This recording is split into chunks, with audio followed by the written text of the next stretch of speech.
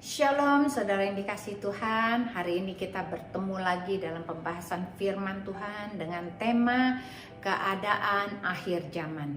Kita lihat saat-saat ini di kiri dan kanan kita tidak ada berita yang bagus. Peperangan terus berlanjut dan berlanjut, bahkan banyak negara yang terlibat saat ini dalam peperangan. Lalu kita mulai khawatir karena harga-harga mulai naik dan juga banyak sekali bahan-bahan yang kita tidak bisa dapatkan kembali. Kesusahan di dalam supply dan demand ini akan terjadi. Apa yang harus kita lakukan sebagai orang-orang Kristen, orang-orang yang mengenal Tuhan di dalam menghadapi akhir zaman ini, keadaan akhir zaman ini? Karena kita juga percaya sewaktu-waktu Tuhan Yesus akan datang kembali. Sudah siapkah engkau untuk menyambut Dia? Sebelum kita akan membahas lebih lanjut, mari kita akan berdoa terlebih dahulu. Bapa dalam surga, terima kasih Engkau masih beri kami kesempatan untuk bisa mendengarkan firman Tuhan. Engkau berbicara kepada kami dan menjelaskan kepada kami apa yang harus kami lakukan di dalam menjelang akhir zaman ini. Tuhan, persiapkan kami supaya kami kuat, kami tidak goyah, kami tetap setia kepadamu Tuhan. Terima kasih, urapi firman yang akan ditabur, urapi hamba yang menyampaikan. Hanya dalam nama Yesus kita semua yang siap diberkati Tuhan. Kita semua katakan amin. Saudara yang dikasihi Tuhan, keadaan akhir zaman ini sangat mengerikan. Kita akan lihat ayatnya. Yuk, 2 Yohanes 1 ayat 7 berkata begini. Sebab banyak penyesat yang telah muncul dan pergi ke seluruh dunia yang tidak mengaku bahwa Yesus Kristus telah datang sebagai manusia. Itu adalah penyesat dan antikristus. Banyak sekarang pengajaran-pengajaran yang menyesatkan bahwa sekali selamat tetap akan selamat. Itu adalah penyesatan. Karena keselamatan yang engkau dan aku miliki, kita harus kerjakan. Tidak mungkin satu kali saja. Kalau engkau mendapatkan tiket untuk pergi ke luar negeri, engkau mendapatkan tiket itu, tetapi engkau tidak mengerjakan untuk pergi ke airport dan masuk ke dalam pesawat, lalu engkau check in, lalu engkau terbang ke negara yang ditujukan, maka engkau tidak akan pernah tiba sampai di sana. Demikian juga keselamatan kita. Pada saat kita terima Yesus sebagai Tuhan dan Juru Selamat, kita harus percaya bahwa Dia ada hidup di dalam kita dan kita mengerjakannya dengan setia. Karena Tuhan Yesus berkata, barang siapa yang menerima Dia sebagai Tuhan dan Juru Selamat, Tuhan Yesus sudah ada di hati orang tersebut. Dan mereka akan bercakap-cakap tiap hari, pagi, siang, dan malam, menjadi sahabat dekat. Oleh karena itu engkau tahu itu mana Tuhan Yesus pergi. Karena Tuhan akan share lokasinya kepada kita semuanya. Ini yang akan terjadi supaya kita tidak mudah disesatkan oleh segala paham-paham yang tidak baik yang ada di luar sana. Jangan percaya bahwa kalau sekali selamat tetap selamat, tetapi kita harus bekerja untuk iman kita setiap hari supaya jangan goyah. Kita akan mendapatkan keselamatan itu.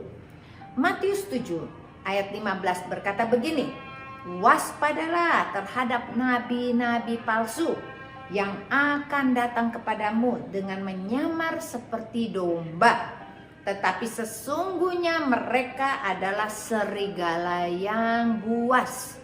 Saya mau cerita, ada tiga macam orang Kristen, yaitu orang Kristen serigala. Orang Kristen serigala adalah orang yang berbaju seperti orang Kristen, tetapi dia sebetulnya serigala. Karena dia akan menipu sana sini. Dia akan mengambil uang orang tanpa bertanggung jawab. Dia akan pinjam sana sini. Dia akan membuat kekacauan-kekacauan, memecah belah semuanya. Maka orang-orang itu adalah orang yang menjadi domba, serigala yang berbulu domba. Jangan kita terkecoh oleh mereka ini, karena sekarang ini banyak sedang berada di antara kita. Ada saudara-saudara kita yang dekat dengan kita, pelayan-pelayan Tuhan. Mungkin kita harus bisa menilai mereka. Siapakah mereka itu sebenarnya? Mari kita lihat ayatnya. Hal yang pertama, kita harus belajar mengenali orang yang dekat sama kita. Apakah dia serigala? Apakah dia yang kedua adalah model orang Kristen kambing? Orang Kristen kambing adalah orang Kristen yang tidak mau taat, yang tidak setia, yang jarang baca firman Tuhan, yang menganggap remeh firman Tuhan. Itu adalah masuk kategori Kristen kambing. Dan yang ketiga adalah Kristen domba. Kita model yang mana? Karena domba adalah menurut kepada gembalanya, taat kepada gembalanya, bersikap manis kepada gembalanya. Karena Tuhan akan membedakan antara kambing dengan domba. Jangan sampai kita salah, kemudian kita masuk di dalam kelompok kambing, Kristen kambing, yang membuat kita tidak bisa masuk surga. Mari kita lihat ayatnya. Amsal 27 ayat yang 23 berkata begini, kenalilah baik-baik keadaan kambing dombamu, perhatikanlah kawanan hewanmu. Matius 25 ayat 33 berkata begini, dan ia akan menempatkan domba-domba di sebelah kanan dan di sebelah kanannya dan kambing-kambing di sebelah kirinya. Yesaya 5 ayat 17 berkata begini, maka domba-domba akan makan rumput di situ seperti di padangnya sendiri, dan kambing-kambing akan mencari makan dalam reruntuhan gedung-gedung orang kaya. Apa yang membedakan keduanya? Kalau domba-domba makan di padang rumput seperti padangnya sendiri, kambing-kambing akan susah cari makan. Kristen kambing susah cari makan karena mereka harus mengais-ngais di reruntuhan orang kaya. Kenapa Tuhan membedakan dua macam ini? Yang domba di sebelah kanan, yang kiri adalah kambing-kambing. Karena sifat daripada domba adalah menurut dan baik dan selalu taat pada gembalanya. Kambing-kambing selalu memberontak melawan seperti orang Israel. Jangan membuat ilah lain di hadapanmu, patung pahatan apapun. Malah mereka membuat patung. Mereka menuangkan emas bikin patung lembu. Ini adalah Kristen kambing. Jangan kita pernah salah. Lalu kemudian Kristen kambing, kalau disuruh belajar baca Alkitab, tidak pernah mau taat. Karena dia akan sibuk dengan dirinya sendiri. Dia sibuk main HP-nya, dia main TikTok, Instagram dan lain-lain. Tidak memperhatikan bagaimana dia harus mengisi kehidupannya dengan makanan rohani. Belajar dari Tuhan melalui pelajaran kita membaca Alkitab. Kalau kita tidak bisa membaca, jangan khawatir. Sekarang Alkitab sekarang itu canggih. Itu pakai HP, kemudian bisa dipencet dan bisa bersuara. Kita tetap lakukan dengan setia. 1 hari 5 pasal saja. Kita dengarkan baik-baik, kita renungkan baik-baik, maka kita akan selamat. Jikalau engkau adalah pemula di dalam pembacaan Alkitab, engkau akan bisa memulai dulu dari kitab Mazmur, kemudian Amsal, lalu Pengkhotbah. Lalu engkau bisa mulai dari kitab Perjanjian Baru. Engkau bisa lihat dari Yohanes dan sampai dengan Wahyu. Kemudian engkau ulang lagi dan ulang lagi sampai engkau bisa menghadapi persoalan-persoalan hidupmu dan engkau menang di dalam kehidupanmu. Maka engkau akan naik level lagi. Mungkin kalau sekarang kita bilangnya SMP, engkau akan menghadapi nanti cobaan juga di SMP dengan soal-soal yang berbeda. Pada saat itu engkau sudah bisa lewati, engkau bisa melewati masalah-masalahmu, engkau akan naik level sampai SMA. Demikian seterusnya sampai universitas dan master. Kehidupan kita tidak akan pernah berhenti karena Tuhan Yesus sendiri belajar Alkitab. Dia belajar untuk menjadi rabi selama 10 tahun. Kalau kita ikut Tuhan, kita tidak pernah mau belajar untuk taat seperti Tuhan Yesus taat. Dia tetap mempelajari kitab perjanjian lama. Karena dari situ dia bisa mengetahui semua sejarah-sejarahnya. Kita pun harus belajar untuk bisa mengetahui apa latar belakang. Kenapa kita menjadi pengikut Kristus. Karena agama tidak akan menyelamatkan kita. Tapi Kristus, Yesus, iman percaya kita kepada Dia, itulah yang akan menyelamatkan kita. Jadi hal yang pertama yang harus kita lakukan adalah mengenali orang-orang di sekitar kita. Apakah dia Kristen kambing atau dia adalah Kristen domba. Dan mengenali diri kita sendiri. Kategori itu berlaku buat kita. Jangan kita lengah, karena kita harus menilai diri kita sebaik-baiknya dan sebenar-benarnya supaya kita tidak tercemarkan. Hal yang kedua kita mau belajar. Yesuslah yang akan memilih kita. Yuk kita baca ayatnya. Yohanes 10 ayat 7 dan 9 berkata begini. Maka kata Yesus sekali lagi. Aku berkata kepadamu, sesungguhnya akulah pintu ke domba-domba itu. Akulah pintu. Barang siapa yang masuk melalui aku, ia akan selamat. Dan ia akan masuk dan keluar menemukan padang rumput. Yohanes 10 ayat 14 dan 15 berkata begini. Akulah gembala yang baik dan aku mengenal domba-dombaku dan domba-dombaku mengenal aku. Sama seperti Bapa mengenal aku dan aku mengenal Bapa, dan aku memberikan nyawaku bagi domba-dombaku. Berarti Tuhan Yesus itu sayang sekali kepada kita. Benar-benar sayang. Dia akan memberikan nyawanya bagi domba-domba. Siapa domba-domba itu? Domba-domba itu adalah kita semuanya. Kita adalah domba-dombanya. Kita mendengar suara gembala dan dia kenal kita, kita kenal dia. Satu ayat lagi. Yohanes 10 ayat 18. Tidak seorang pun mengambilnya daripadaku, melainkan aku memberikannya menurut kehendakku sendiri. Aku berkuasa memberikannya dan berkuasa mengambilnya kembali. Inilah tugas yang kuberikan dari Bapa. Ayat terakhir berkata Tuhan Yesus berkuasa untuk memberikannya dan mengambilnya kembali.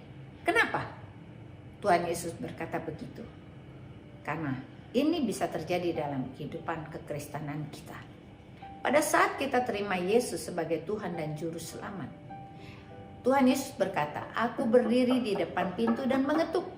Barang siapa yang mendengarkan suaraku dan membukakan pintu, maka aku akan masuk duduk makan bersama dengan dia dan dia bersama dengan aku. Berarti kita akan makan pagi, makan siang, makan malam bersama dengan Tuhan. Pada saat kita makan pagi, makan siang, dan makan malam, berarti Tuhan ada di hati kita. Kita menyapa Tuhan setiap pagi, setiap siang, setiap malam. Tidak melupakan Tuhan. Apakah kita sudah melakukannya? Atau jangan-jangan kita melupakan Dia? Kita sudah terima Dia sebagai Tuhan Yesus, sebagai Juru Selamat kita. Tapi begitu Dia masuk ke dalam hati kita, kita tidak menghormati. Kita tidak panggil namanya. Maka Tuhan Yesus akan keluar lagi dari hati kita. Dia akan mengambil keselamatan kita lagi. Ingat, nggak ada yang namanya selamat tetap selamat. Karena keselamatan itu bisa diambil oleh Tuhan. Jikalau kita tidak menyapa Tuhan pagi, siang, dan malam, berarti kita jangan lengah. Tuhan Yesus ada di hati kita. kita harus hormati, kita harus memuji Dia, kita harus berdoa kepadanya. Bahkan kita terus bercakap-cakap dengan Dia di hati kita. Usahakan itu setiap hari, karena ini tidak membayar apa-apa. Ini cuma daripada hatimu sendiri yang berkeinginan untuk menyenangkan hati Tuhan. Maka engkau akan mendapat hadiahnya, yaitu Tuhan hidup dekat kepadamu. Dia menjadi gembalamu, engkau mendengar suaranya, dan kita sebagai domba mendengarkan suara Tuhan. Hal yang ketiga yang akan kita belajar hari ini, siapakah mereka yang akan dihukum? Tadi siapakah kita yang dipilih, sekarang mereka siapa yang dihukum? Matius 25 ayat 41 dan 42 serta 43 berkata begini, dan ia akan berkata kepada mereka yang di sebelah kirinya, enyahlah dari hadapanku, hai kamu orang-orang terkutuk, enyahlah ke dalam api yang kekal yang telah sedia untuk iblis dan malaikat-malaikatnya. Sebab ketika aku lapar, kamu tidak memberikan aku makan. Ketika aku haus, kamu tidak memberikan aku minum. Ketika aku seorang asing, kamu tidak memberikan aku tumpangan. Ketika aku telanjang, kamu tidak memberikan aku pakaian. Ketika aku sakit dalam penjara, kamu tidak melawat aku. Berarti orang-orang yang akan dihukum adalah orang-orang yang tidak melakukan kasih. Mereka tidak peduli kepada sesamanya. Tuhan berkata, kalau kita lakukan ini kepada orang yang paling hina sekalipun, maka kita sedang melakukannya untuk Tuhan. Kita melakukan buat Tuhan, bukan untuk orang itu. Tuhan yang melihat kita. Berarti Tuhan itu ada bersama dengan kita, di hati kita. Siapakah yang akan menggerakkan untuk kita berbelas kasihan kepada orang? Roh Kudus yang ada di hati kita. Saat-saat ini kita perlu untuk Roh Kudus, Roh kebenaran memimpin hidupmu dan hidupku. Tanpa Roh Kudus kita tidak bisa melakukan kebenaran. Tanpa Roh Kudus kita tidak bisa taat pada firman. Tanpa Roh Kudus kita akan sesat dan menjadi orang-orang yang jauh daripada Tuhan. Walaupun secara tubuhnya kelihatannya kita seperti orang-orang yang beribadah, tetapi pada kenyataannya hati kita jauh daripada Tuhan. Jangan sampai hal ini terjadi di dalam kehidupanmu dan kehidupanku. Kita sudah dengar firman Tuhan saat ini, bahwa keadaan akhir zaman itu banyak penyesat-penyesat. Hati-hati, banyak serigala berbulu domba yang melakukan kejahatan di gereja. Dan terlebih lagi, kita harus bisa memisahkan diri kita. Jangan kita menjadi kambing, tapi kita menjadi Kristen domba yang harusnya menurut kepada gembalanya. Dan kita melakukan apa yang Tuhan mau dalam kehidupan kita. Dan hendaklah kita mau dipilih oleh Tuhan Yesus, supaya kita menjadi mempelai-mempelainya pada saat kedatangan yang kedua kali. Kita menjadi orang-orang yang bijaksana, orang-orang yang dikasihi Tuhan. Karena Tuhan bilang, aku yang memilih engkau, bukan engkau yang memilih aku. Pada saat kita dipilih, hendaklah kita setia. Dia harus ada di hati kita, harus bersama kita. Dan kita hormati kehadirannya setiap hari di dalam diri kita. Supaya dia tidak akan pergi lagi. Supaya keselamatan kita tidak diambil lagi oleh Tuhan Yesus. Demikian firman Tuhan. Tuhan Yesus memberkati dan kita tutup dalam doa. Tuhan Yesus, terima kasih untuk firman-Mu yang membawa kami kepada pencerahan dalam kehidupan kami, supaya kami melihat di akhir zaman ini Tuhan, begitu banyak orang-orang yang tersesat, begitu banyak pengajaran-pengajaran yang membuat kami lengah. Tetapi Engkau berkata bahwa kami tidak boleh seperti itu Tuhan. Engkau ajar kami supaya kami menjadi Kristen-Kristen yang benar. Bukan menjadi Kristen serigala, bukan menjadi Kristen kambing, bukan menjadi Kristen yang tidak taat, tapi kami menjadi Kristen domba yang setia kepada gembalanya. Maka kami, pada saat kami makan, kami akan dibawa ke padang rumput. Tetapi Kristen kambing, dia akan sangat susah sekali mencari makan. harus mengais-ngais di reruntuhan orang-orang kaya. Tuhan, peliharakan kami dalam kasih-Mu Tuhan. Bagi setiap yang mendengarkan, Tuhan buka kehidupan mereka, akan diubah. Mereka akan mengasihi-Mu 100%, tidak lagi setengah-setengah. Karena kalau kami mengasihi-Mu setengah-setengah, maka iblis yang akan datang mengecoh kami Tuhan.